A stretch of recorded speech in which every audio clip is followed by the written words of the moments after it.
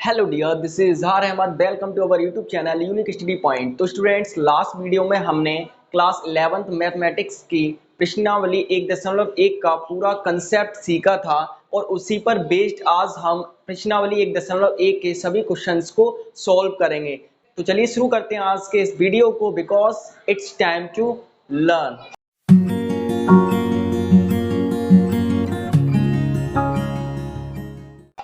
तो देखिए स्टूडेंट, सबसे पहले हम बात करते हैं इस प्रश्नावली के प्रश्न नंबर 1 की। तो देखिए प्रश्न नंबर 1 में हमें क्या दे रखा है। तो इस प्रश्न में हमें दे रखा है, निम्नलिखित में कौन से समुच्चय हैं, अपने उत्तर का औचित्य बताइए। समुच्चय क्या होते हैं, कौन कौन से संग्रह समुच्चय होते हैं, कौन कौन से संग्रह समुच्चय नहीं होते हैं, ये मैंने इंट्रोडक्शन वाली वीडियो में पूरा कंसेप्ट बताया है। यदि आपने वो वाली वीडियो नहीं देखी है तो उस वीडियो का लिंक मैं आपको इस वीडियो के डिस्क्रिप्शन में दे दूंगा, आप वहां से जाके उसे वॉच कर सकते हैं। तो आइए देखते हैं इसमें कौन कौन से हमें संग्रह दे रखे हैं। तो इसमें कुछ संग्रह दे रखे हैं और हमें बताना है कि कौन कौन से संग्रह समुच्चय हैं और कौन कौन से संग्रह समुच्चय नहीं है। तो देखिए इसमें फर्स्ट हमें दे रखा है,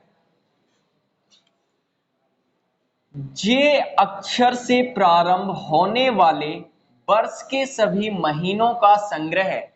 जे अक्षर से जो जो महीने प्रारंभ होते हैं उनका संग्रह क्या एक समुच्चय होगा।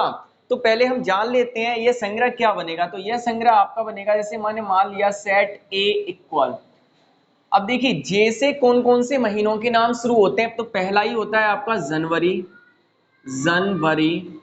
उसके बाद फरवरी नहीं होता, मार्च, अप्रैल, मई। उसके बाद क्या आता है, जून। तो जून जहां से शुरू हो रहा है, जून।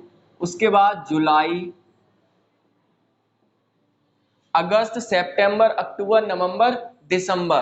तो ये 3 महीने जहां से शुरू होते हैं। तो आपका कोई सेट ए बना, जिसे मैंने सेट का नाम ए दे दिया। आप कुछ भी दे सकते हैं, ये मैं पहले ही बता चुका हूं कि सेट को हमेशा अंग्रेजी वर्णमाला के कैपिटल लेटर से हम रिप्रेजेंट करते हैं, निरूपित करते हैं। फिर आप ए बी सी डी किसी से भी कर सकते हैं, ठीक है।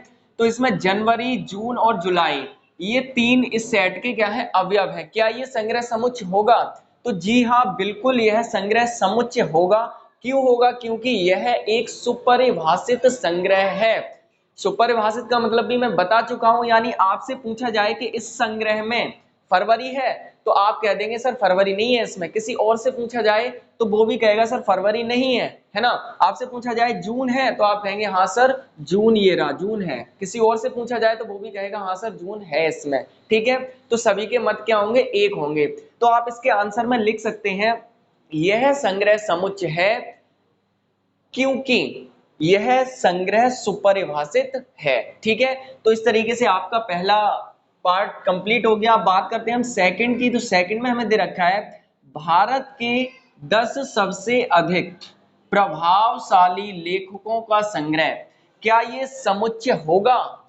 अब भारत के 10 प्रभावशाली लेखकों का संग्रह समुच्चय नहीं होगा। क्यों नहीं होगा? क्योंकि यह संग्रह सुपरिभाषित नहीं है। यानी इस संग्रह में जो प्रभावशाली शब्द हमें दे रखा है यह सुपरिभाषित नहीं है।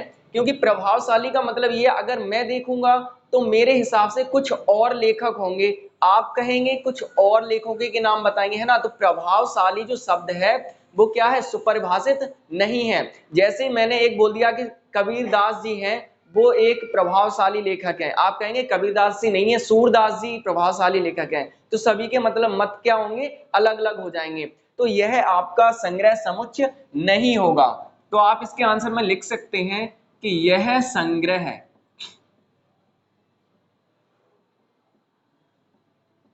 सुपरिभाषित नहीं है, इसलिए यह एक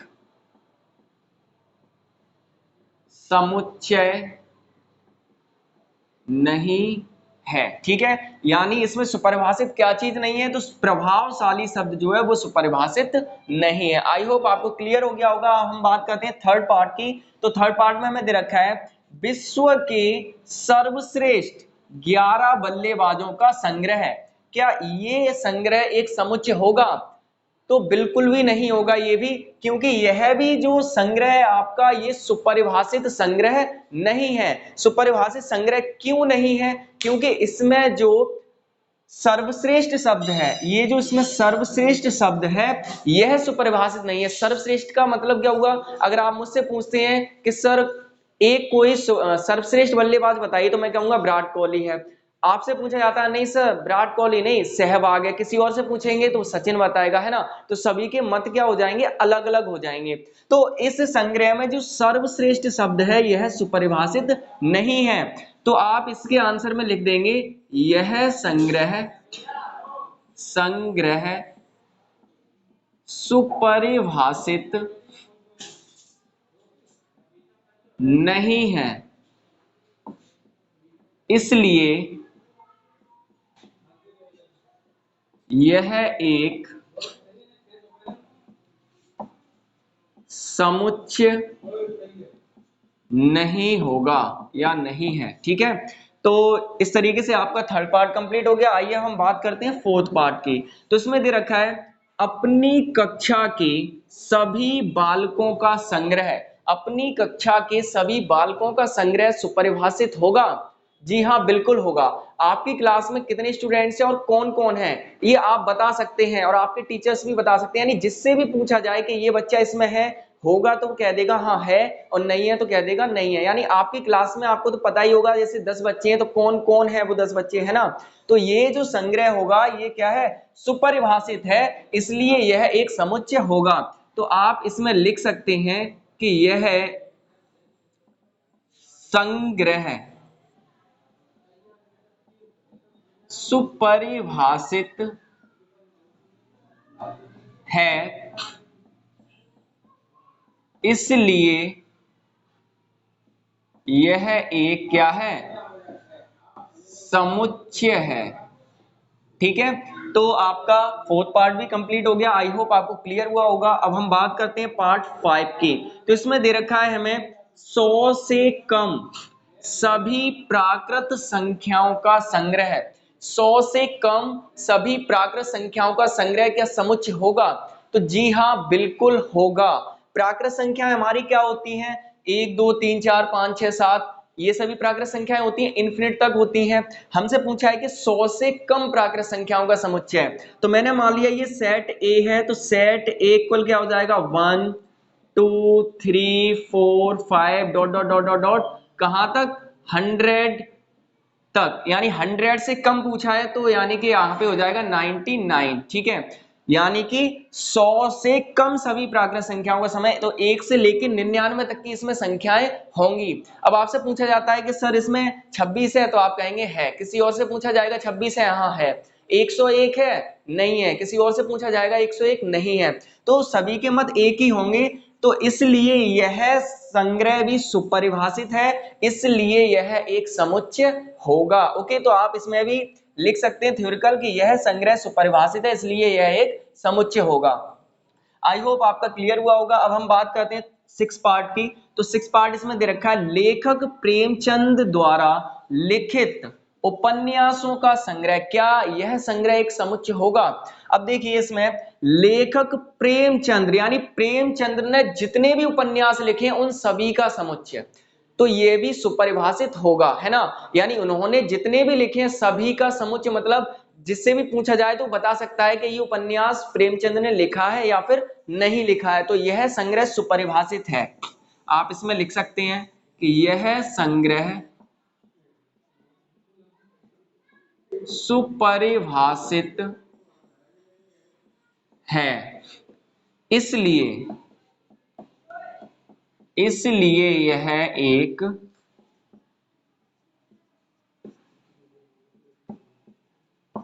समुच्चय होगा। ठीक है, आई होप क्लियर हुआ होगा आपका। अब क्या रखा है 7वां पार्ट में? सभी सम पूर्णांकों का संग्रह। अब सम पूर्णांकों का संग्रह, सम संख्याएं क्या होती हैं? जो 2 से डिवाइड हो जाएं, है ना। ऐसी सभी संख्याएं क्या होती हैं? आपकी सम संख्याएं होती हैं।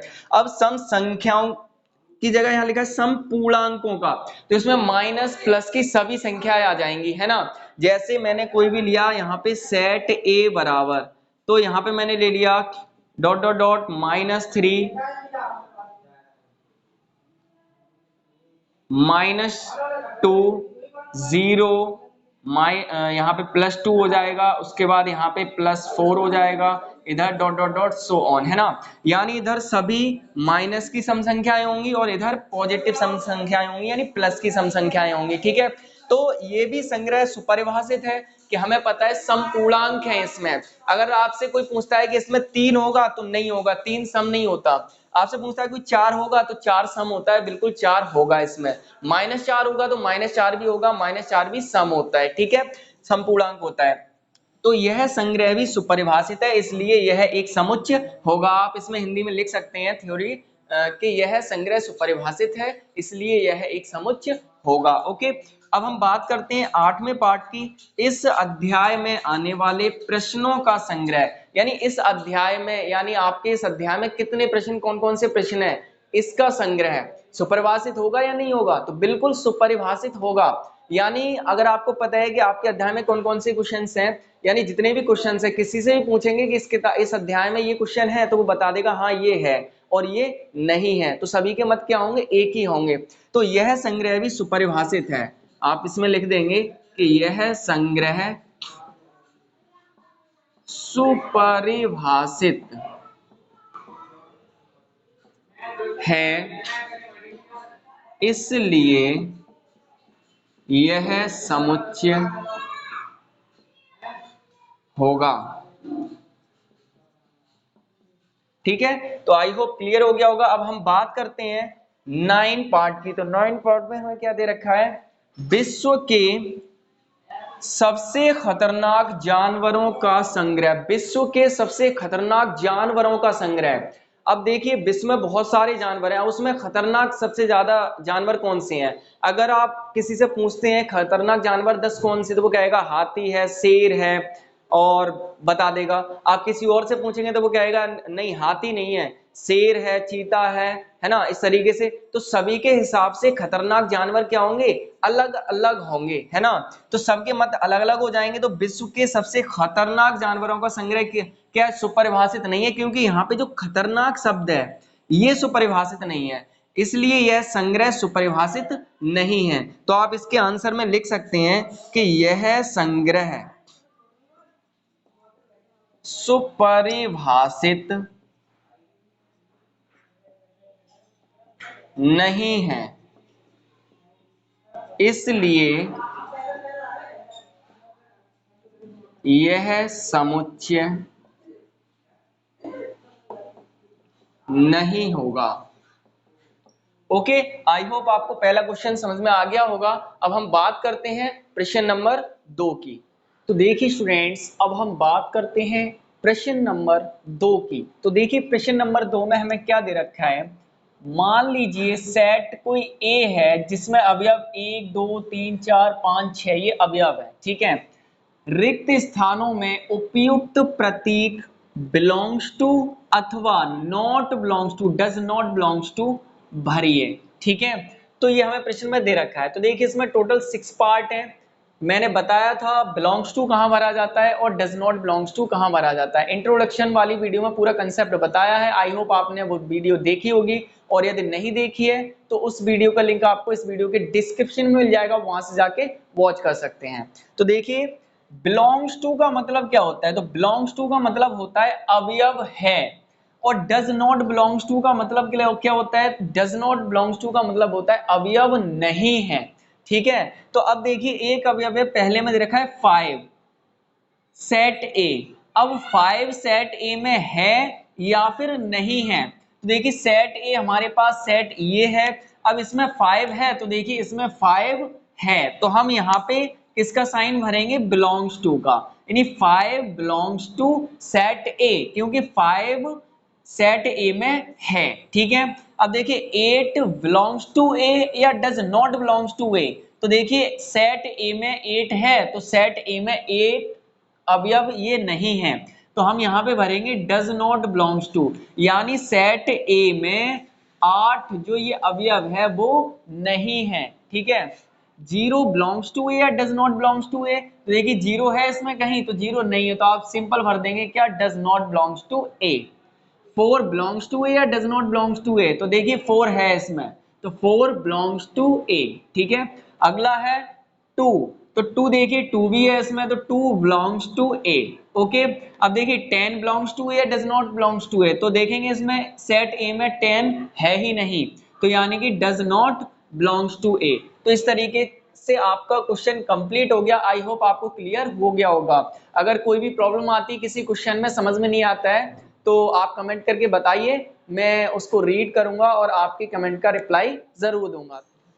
तो चलिए स्टूडेंट्स, अब हम बात करते हैं प्रश्न नंबर 3 की। तो देखिए प्रश्न नंबर 3 में हमें क्या दे रखा है कि निम्नलिखित समुच्चयों को रोस्टर रूप में लिखिए। ठीक है, तो हमें कुछ सेट बिल्डर फॉर्म में समुच्चय दे रखे हैं, उन्हें हमें लिखना है रोस्टर फॉर्म में। रोस्टर फॉर्म क्या होती है, सेट बिल्डर फॉर्म क्या होती है, उसमें समुच्चय को कैसे लिखते हैं, ये मैंने इंट्रोडक्शन वाली वीडियो में पूरा कंसेप्ट बताया है।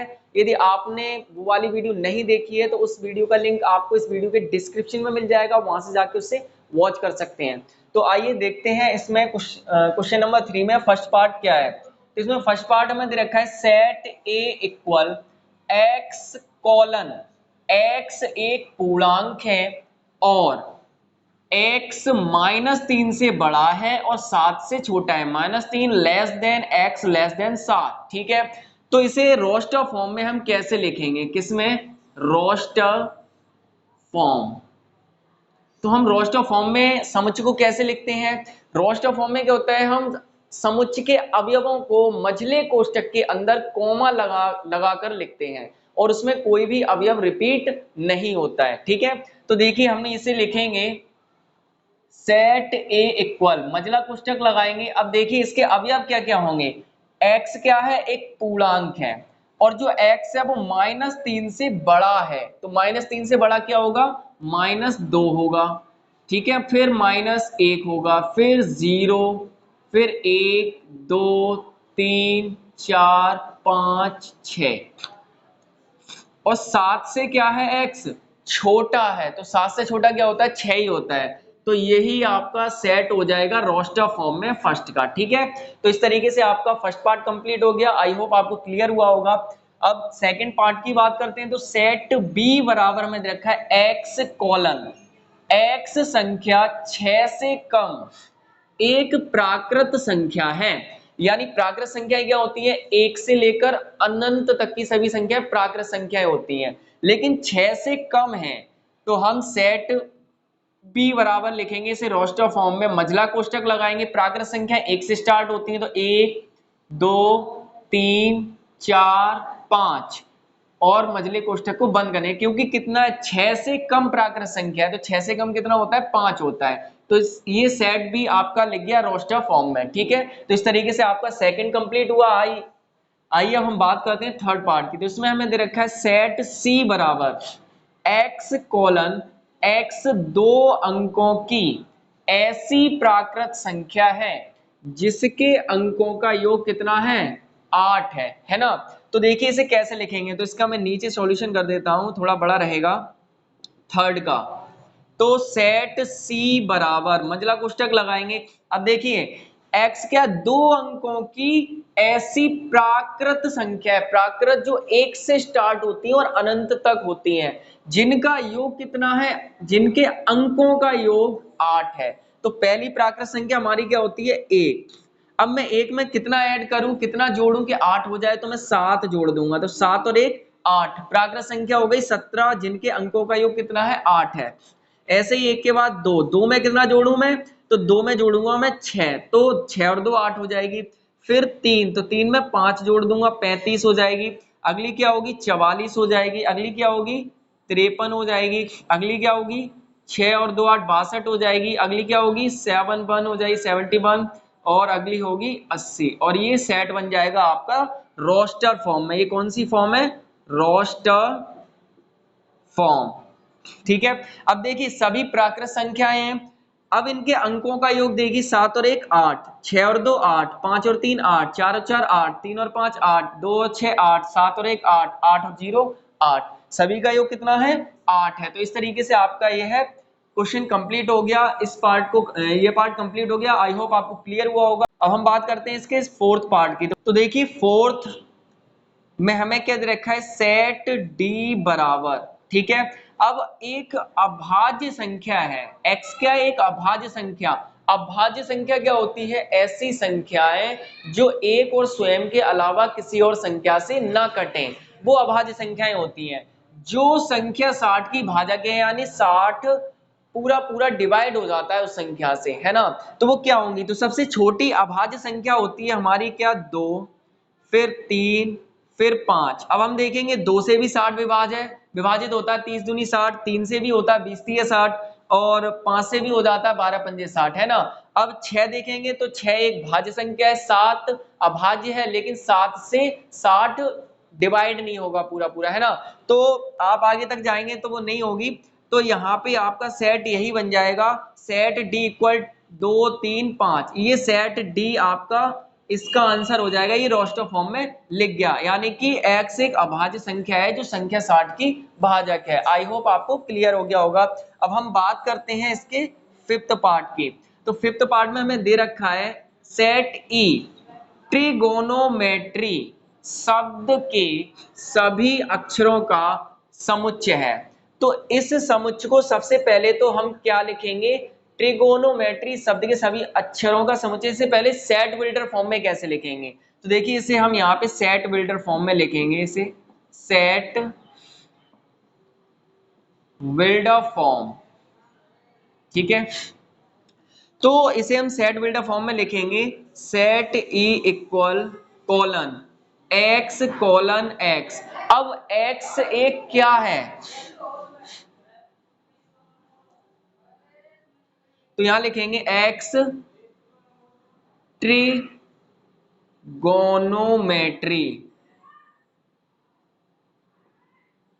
ट्रिगोनोमेट्री शब्द का एक अक्षर है, ठीक है। ये तो हो गई आपकी क्या, सेट बिल्डर फॉर्म हो गई। अब इसको हम लिखेंगे किसमें, रोस्टर फॉर्म में। हम इसे रोस्टर फॉर्म में कैसे लिखेंगे, तो हो जाएगा सेट ई इक्वल कॉलन लगाएंगे। अब ट्रिगोनोमेट्री इस, और हमने बताया था कि समुच्चय के अवयवों को हमेशा स्मॉल लेटर में लिखते हैं, यानी अंग्रेजी वर्णमाला के छोटे अक्षरों में, और अवयवों में कोई भी अवयव रिपीट नहीं होता, यानी किसी भी सेट में किसी भी अवयव की पुनरावृत्ति नहीं होती। तो हम लिखेंगे, देखिए सबसे पहले इसमें क्या है, टी कॉमा लगाएंगे, उसके बाद क्या है आर कॉमा लगाएंगे, फिर क्या है आई, उसके बाद जी, उसके बाद ओ, ट्रिगोनो, इसके बाद क्या है एन, TRIGON हो गया। अब देखिए ओ ये क्या है, 2 बार आ गया, यानी यहाँ पे ओ लिख चुके हैं, हम दोबारा ओ नहीं लिखेंगे। उसके बाद क्या लिखेंगे, एम लिखेंगे यहाँ पे, उसके बाद एम, उसके बाद ई, तो ई लिखेंगे यहाँ पे, उसके बाद क्या है टी। तो देखिए टी हम यहाँ पे लिख चुके हैं, तो टी दोबारा नहीं लिखा जाए, क्योंकि अवयवों की पुनरावृत्ति नहीं होती, कोई भी अवयव रिपीट नहीं होता। उसके बाद आर, तो आर भी हम यहाँ पे लिख चुके हैं। उसके बाद क्या लिख देंगे, डायरेक्ट बाई, ठीक है, TRIGONME बाई। ये आपका इस सेट बिल्डर फॉर्म से किसमें, रोस्टर फॉर्म में कन्वर्ट हो गया, क्योंकि हम जानते हैं कि किसी भी अवयव की पुनरावृत्ति नहीं होती किसमें, रोस्टर फॉर्म में। तो ये जो डबल डबल लेटर थे इसको भी हम कितनी बार लिखेंगे, एक ही बार लिखेंगे, ठीक है। आई होप आपको क्लियर हुआ होगा। अब हम बात करते हैं 6 पार्ट की। तो 6 पार्ट हमारा क्या दे रखा है, सेट एफ बराबर बेटर शब्द के सभी अक्षरों का समुच्चय। तो सबसे पहले हम इसे किस में लिखेंगे, सेट बिल्डर फॉर्म में लिखेंगे। तो एफ बराबर एक्स कोलन एक्स, एक्स क्या है, बेटर शब्द के सभी अक्षरों का समुच्चय है, बेटर शब्द का एक अक्षर है, ठीक है। तो बेटर शब्द का एक अक्षर है। अब इसको देखिए हम किसमें कन्वर्ट करेंगे, रोस्टर फॉर्म में। तो सेट एफ इक्वल कोलन लगाएंगे। अब देखिए इसके अवयव क्या है, तो बेटर ये अवयव है। तो देखिए सबसे पहला अवयव क्या है, बी, उसके बाद क्या है ई, उसके बाद क्या है टी। अब देखिए टी 2 बार है तो हम टी को एक ही बार लिखेंगे यहाँ पे, ठीक है। अब टी के बाद क्या ई, तो ई हम यहाँ पे लिख चुके हैं, ई 2 बार है तो हम एक ही बार लिखेंगे, उसके बाद लिखेंगे आर,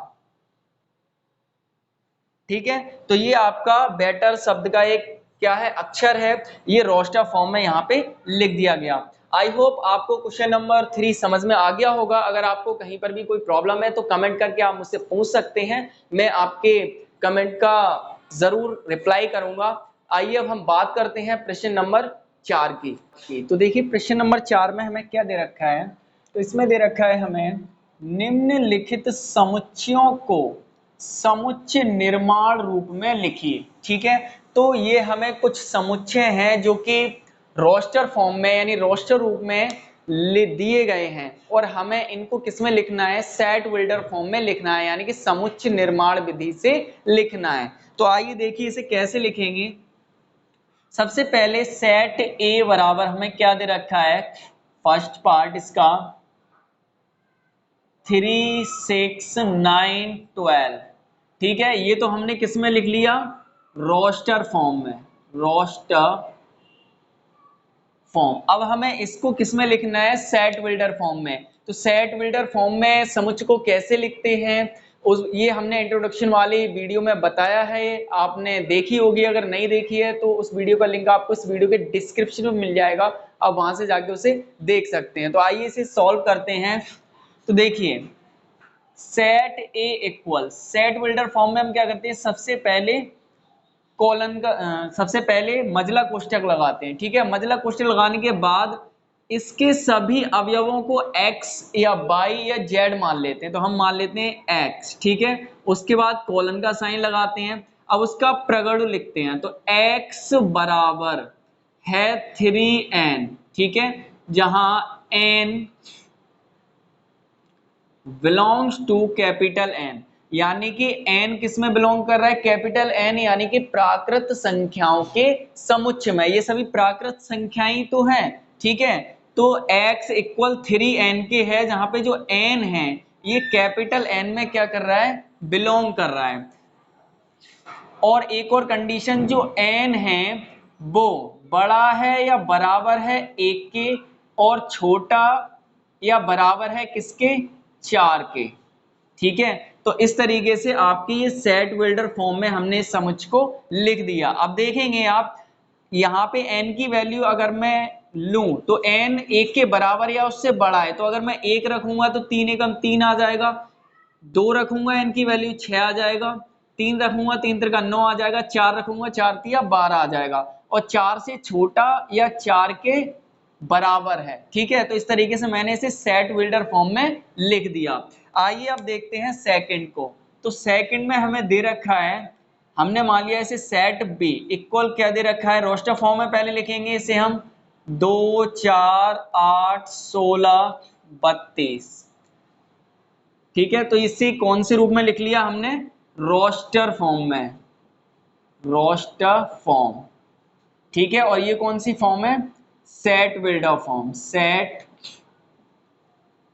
बिल्डर फॉर्म, यानी कि समुच्चय निर्माण रूप, ठीक है।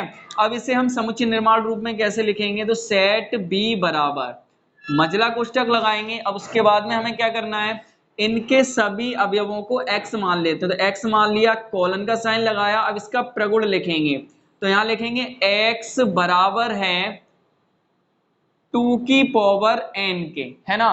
आप देखेंगे जहां पे n बिलोंग कर रहा है किसमें, कैपिटल N में, सभी क्या है हमारे नेचुरल नंबर्स हैं, प्राकृत संख्याएं हैं। जो 2 की पावर n हमने लिया है, तो जो n है वो किसमें बिलोंग कर रहा है, कैपिटल N में बिलोंग कर रहा है, यानी प्राकृत संख्याओं के समूह में। अब देखिए यहाँ पे एक कंडीशन लगेगी, जो n है, ठीक है, जो n है वो बराबर है या बड़ा है किससे, 1 से, और छोटा या बराबर है किससे, 5 से। आप देखेंगे 2 की पावर 1 2 होता है 2 की पावर 2, 4 होता है 2 की पावर 3, 2 दूनी 4 दूनी 8 होता है 2 की पावर 4, 2 दूनी 4 दूनी 8 दूनी 16 होता है 2 की पावर 5, 2 दूनी 4 दूनी 8 दूनी 16 दूनी 32 होता है ना।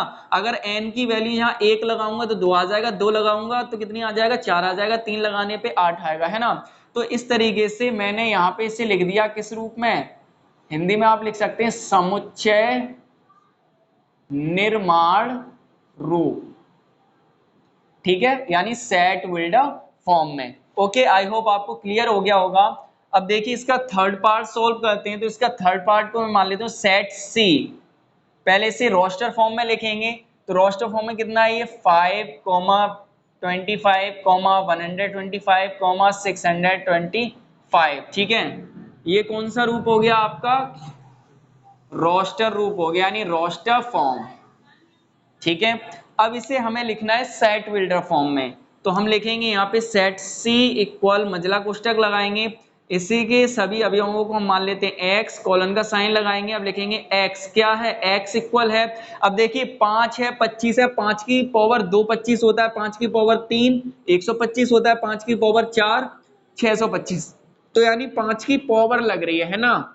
तो मैं यहाँ पे लिखूंगा x बराबर है 5 की पावर n के, और जहां पे जो n है वो बिलोंग कर रहा है किसमें, कैपिटल n में, यानी जो स्मॉल n है वो कैपिटल n में बिलोंग कर रहा है, यानी प्राकृत संख्याओं का समुच्चय है। अब यहाँ पे कंडीशन लगी है कि n जो है वो या तो